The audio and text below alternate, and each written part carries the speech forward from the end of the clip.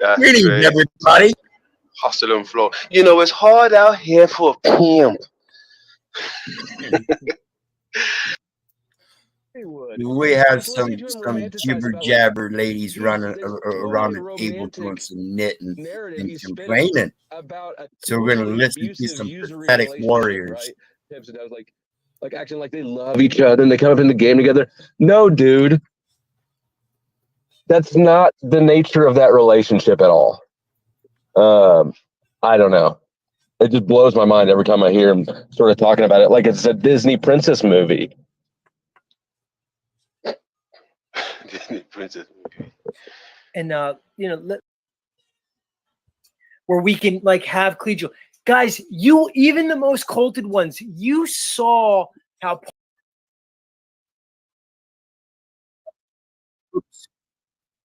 Lost it there.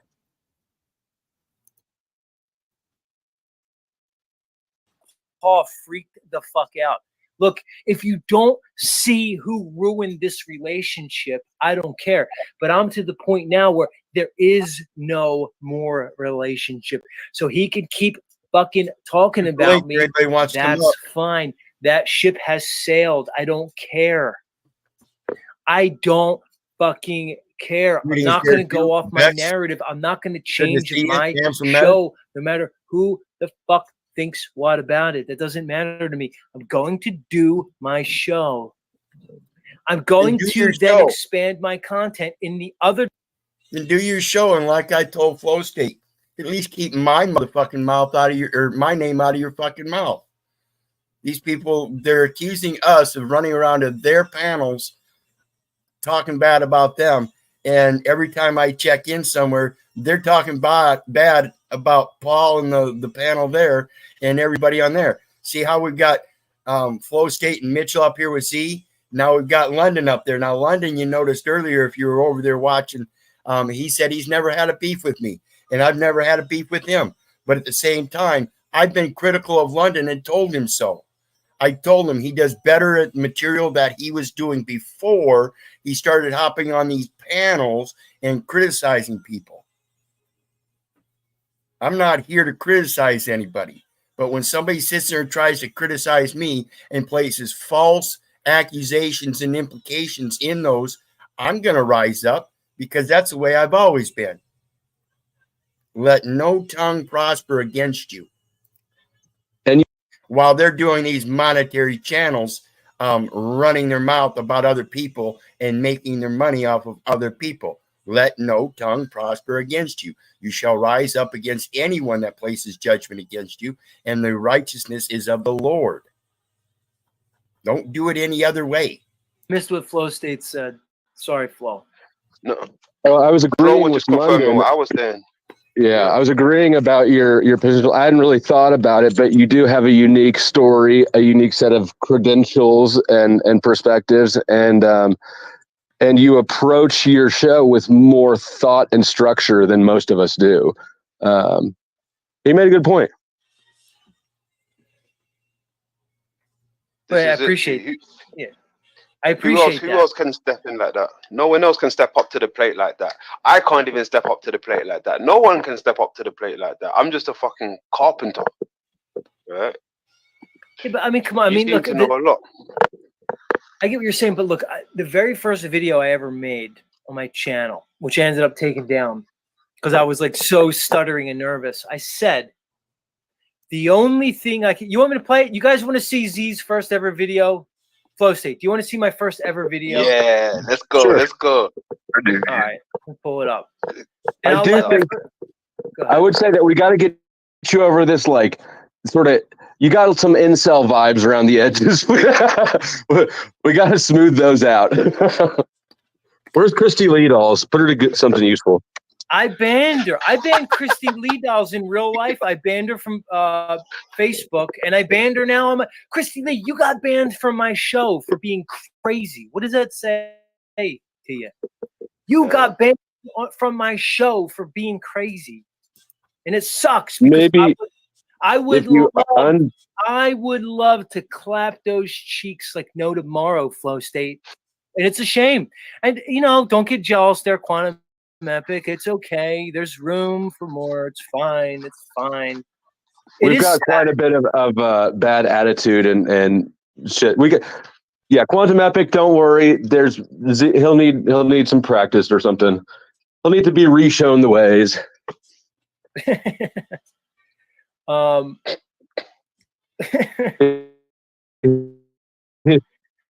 You're not revived. You're not redeemed until you come on spewing the virtues of eating pussy.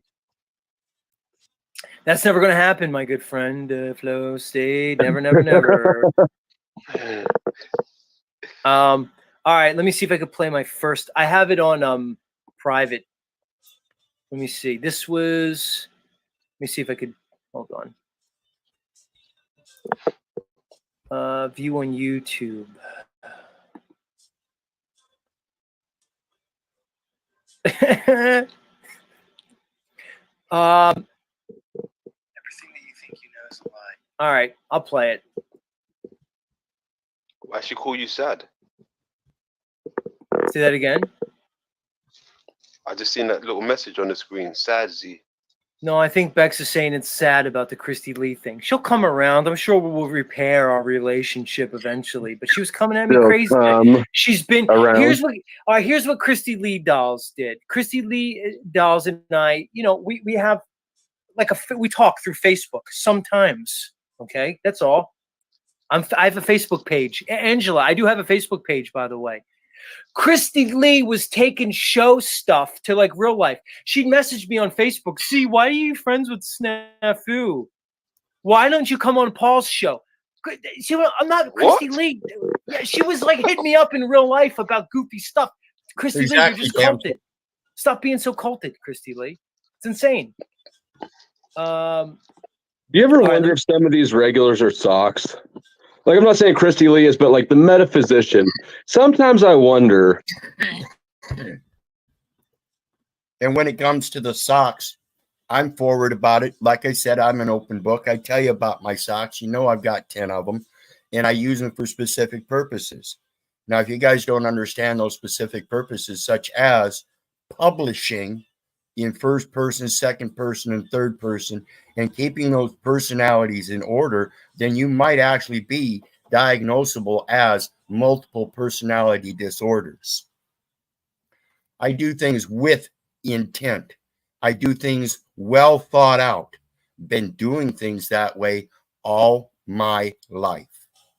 You can tell the way these guys run the operation. They're still in the thought process of what they're going to do. And that's what they're going to do. I don't live my life to be. I live my life I am. Oh, because here's my point. You look like you're about to do karaoke. My point is, I'm not here to tell you that I have any truth. Oh, yeah, Heidi says, oh. I could only give you my perspective. All right.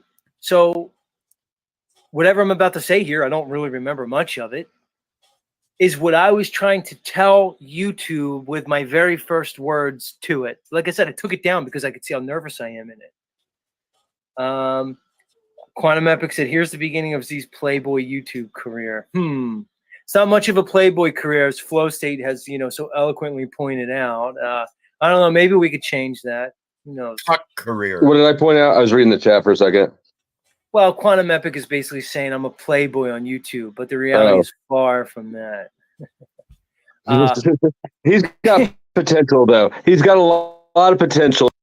The reality is that all of these guys here on the panel are cuck beta males, or actually, I would go so far as to say that Zetetic is a Sigma.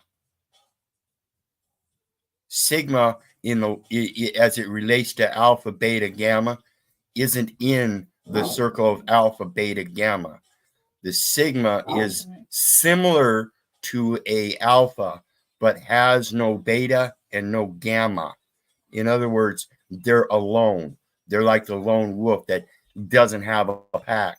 And there's a reason for that. There's a reason that they don't have gammas and sigmas in their life, or betas and gammas in their life. Because as a sigma, the only way he can control or maintain the alpha position is to stay away from gammas and betas because they mold him. He is easily moldable. And therefore, he is a sigma. Flow state, he's actually got a woman in his life. Mitchell, I don't know. London, I don't know. But I would be willing to bet they're both sigmas as well. Flow state just happened to have a woman in his life, so he does have an alpha, but at the same time, he is not an alpha. There is no way flow state has any reason or logical thought processing. He cannot take source information put right in front of him and realize that it has a correlation.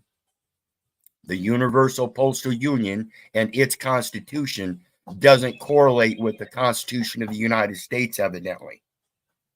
And therefore, when it talks about franking privilege in the Constitution of the UPU, it has nothing to do with the congressional franking privilege in the Constitution of the United States. That's his reasoning logic. There's no connection.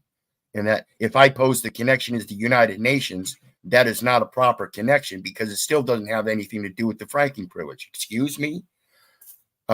He did his research, popped up Google, and got the first thing on his page that was talking about congressional franking privilege, didn't read anything but a couple sentences, and then tried to express to everybody that I'm still committing mail fraud through forgery and counterfeiting, even though the Postal Service, I've had them check it 3 times for their own knowledge to see and show that the machine agrees it is a valid piece of or article that went through the mails. And again, folks, language is specific as the law is specific. So when it says through the mails as opposed to entered into the mails, there is something different. So when you place a postage stamp on an envelope and it is entered into the mail, that's one process. To place a homemade postal franking impression or prepaid impression on a dispatch article and it goes through the mail is a different process. Just like we, the meek shall inherit the earth, are entered into the earth, and therefore they did not pass through this world and enter the kingdom of heaven. The meek shall inherit the earth. They get buried. That's a descension, not an ascension.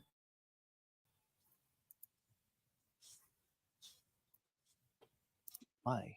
How could they orchestrate such a devious, diabolical plan? Who could do this? Why would they do this? As you're asking yourself these questions,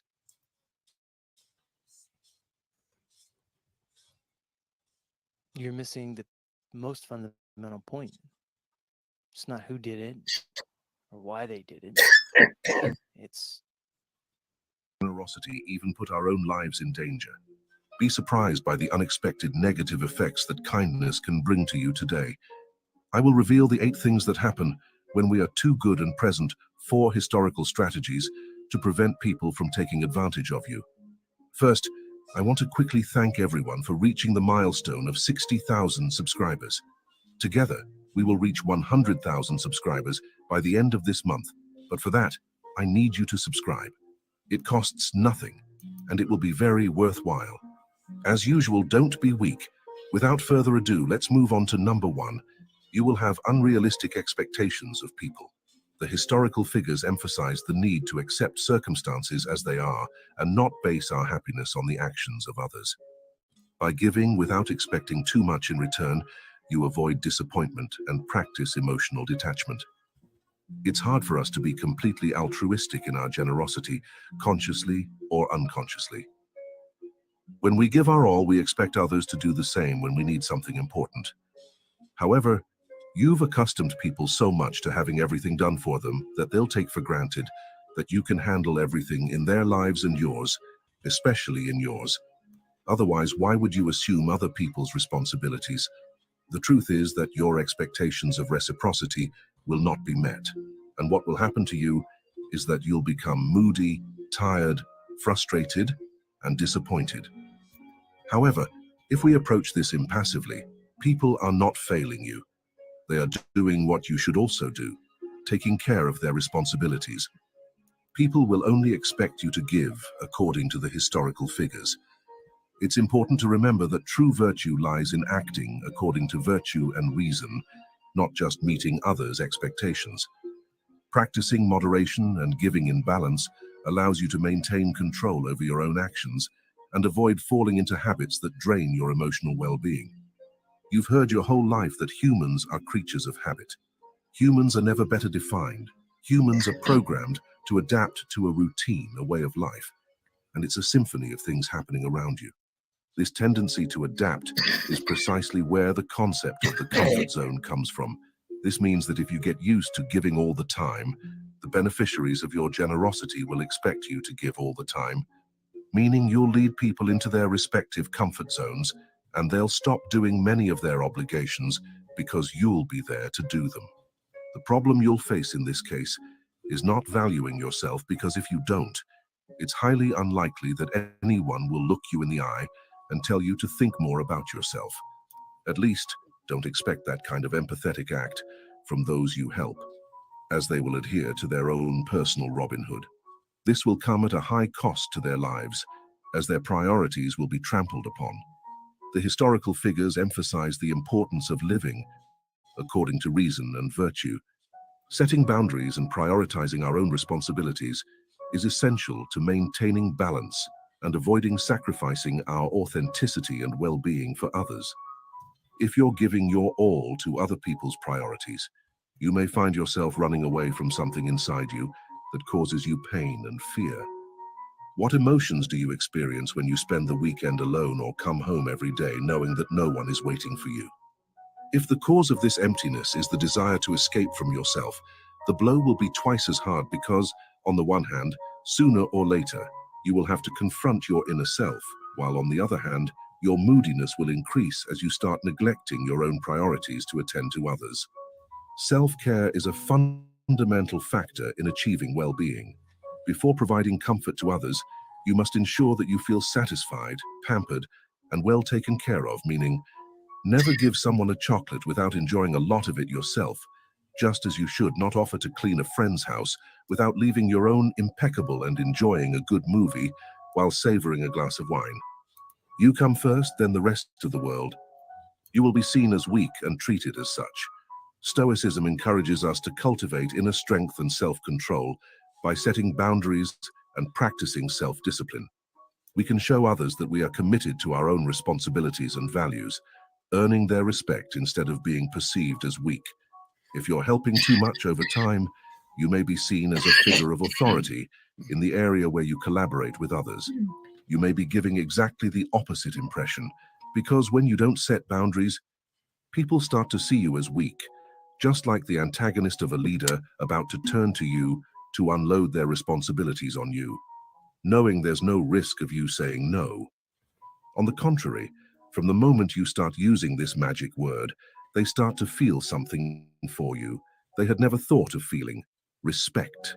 You will attract only people in need and never those willing to give. Following historical discernment, we can cultivate authentic and mutually beneficial relationships. People who come into our lives do so in response to the vibrations of our energy. In other words, if we vibrate at a low frequency, we attract negative people, pessimists with dark spirits, and non-benevolent intentions. On the other hand, when our vibrations are high, we attract people full of positive energy, generosity, enthusiasm, and joy. That's why when we give indiscriminately, we lose so much energy that we start vibrating at a low frequency, which attracts needy people to us and even opportunists who have no intention, let alone the resources to help, but only come to extract everything they can from us and then disappear, so they don't even have to bother saying thank you. You may end up falling into dependence. Historical philosophers promoted moderation and self-control. Practicing self-discipline in generosity helps us avoid addictive patterns and allows us to maintain a healthy relationship with our actions and decisions. When scarcity becomes part of our daily lives, the need grows, and this is the ideal scenario for falling into dependence. So one day someone close to you may notice that you're drinking too much, not necessarily mineral water, overeating, or even gambling too much. Pay close attention to what someone who cares about you may say, as your first reaction may be to get angry with them and shout that you have no problems. But this is the most typical reaction of people so immersed in their own problems that they can't recognize that they have one. Always remember that people who care about you only want the best for you, so take their observations seriously because they're there to help you stop falling and move forward. You will raise suspicions. Stoicism encourages us to act virtuously regardless of how others may perceive us. By focusing on living in harmony with our principles and values, we build a genuine reputation that is resistant to unfounded suspicions. As much as we'd like things to be different, the truth is that genuinely good people are not abundant in this world. So if you are one of them, you will raise suspicions rather than admiration and gratitude. It won't take long for people to start wondering what's going on with you and what hidden intentions you have that you're not revealing to anyone. This means that you've found a group of suspicious people, not necessarily, but it's more likely that they're being realistic. Most overly helpful people tend to hide intentions so sinister that it's better to stay away from them and give up on their help. Don't miss the chance to master your emotions. Now let's look at the strategies to prevent people from taking advantage of you. Strategy number 1, listen to your feelings. They are talking to you. Based on historical self-awareness, pay attention to your emotions and feelings. The Stoics believed in the importance of self-reflection, to understand your reactions and needs. By listening to your feelings, you can identify if you are giving excessively and emotionally draining yourself, allowing you to adjust your focus and find a healthy balance. How do you feel when you help others? Thinking about yourself and prioritizing others is such a selfless act that practicing it should make you feel like you're walking on clouds. So, if you feel overwhelmed, exhausted, angry, or used, it's time to listen to your feelings. If something for which you have no obligation causes you so much discomfort, it's necessary not to deceive yourself and find out how the help you're providing affects your well-being. Strategy number 2, lose the fear of the word no. Following the teachings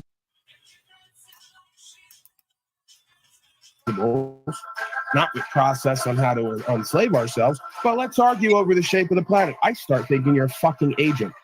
These people won't even listen to legal and lawful God-given rights, property, and freedom and principles. You're non-credible. You're fucking inept. You have no self-awareness and awareness of others.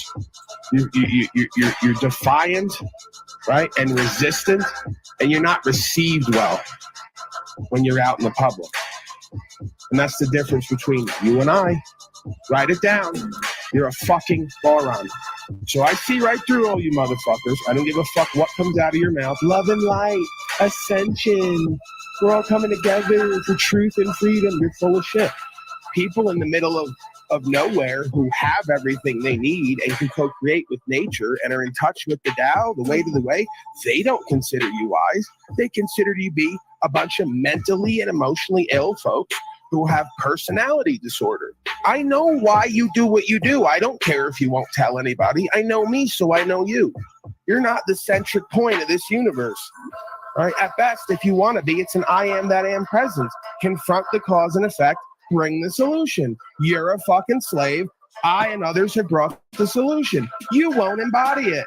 You don't want to be a free man or woman.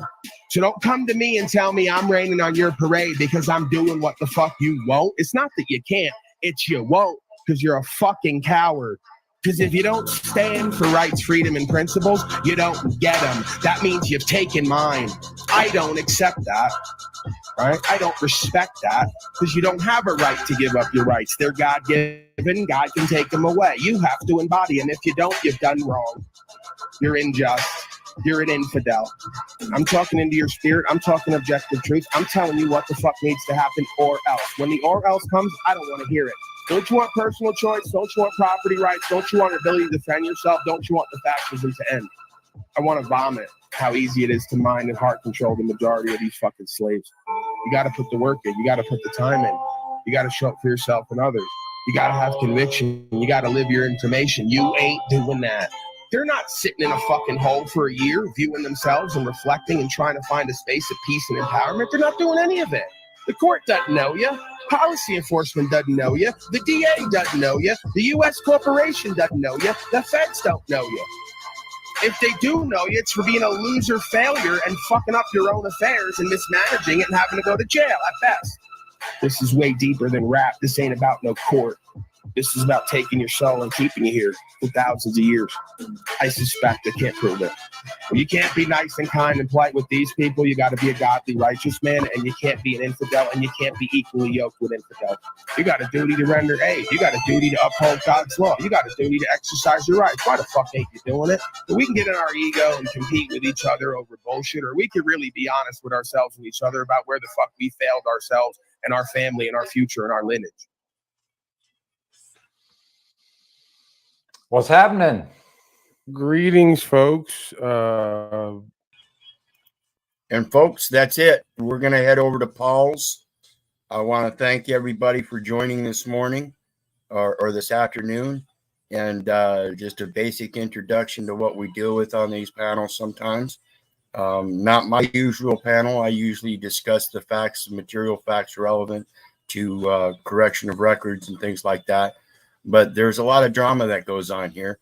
And I just want people to understand that most of these people that are involved in this drama are pretty much have some kind of psychological disorder and have no basis of truth. These platforms here, this is the tip of an iceberg of somebody's life. These people cannot possibly tell you who I am, what I'm about. Same with Paul Unslaved and many other people in this thing trying to get things right. So remember, when you hear other people talking bad about people, you really should just dismiss them for what they are, because we're supposed to be loving about each other and speaking the truth. And when somebody speaks up the truth and it hurts your little feelers, that's not a reason to start slinging mud at them. It's a reason for you to look at yourself. Like he said, these people haven't spent a year in a hole looking at themselves where nobody else was bothering them and they had nothing else to do. These people have been busy all their life doing all kinds of things, and they're concentrating on their selfish, self-centered ways, and that's it. They don't give a fuck about nobody else. They don't give a fuck about the truth. So for those that do, you know, we hope that you'll eventually join us and tag along and learn how to walk with us one day, instead of trying to grab onto somebody's heel on your way up and then drag them down. It's never going to work that way. All you're going to do is keep dragging each other down. The principle of building is being able to stand on your own 2 feet and grab hands with another man to help him out of that hole. And until you learn how to do that kind of stuff in your own natural character, you're never going to do it in these platforms. You're going to sit there and keep dismissing everybody and calling everybody liars and frauds and this and that. And that's not the way you come together. That's for damn sure. Using 1/10 a tip of an iceberg to try to destroy the rest of the iceberg when you don't even know how to swim. Get the fuck out of here. Remember, folks, I love you. God bless. Have a great day. But remember, I don't give a fuck whether you love me back or not. That's for you to learn how to do. If you think that just feeling love for somebody is loving them, you're wrong. That is not the definition of love. Love is an active word, and most time it's used in the pejorative sense. So think about that, and we'll catch you next time. Bye now.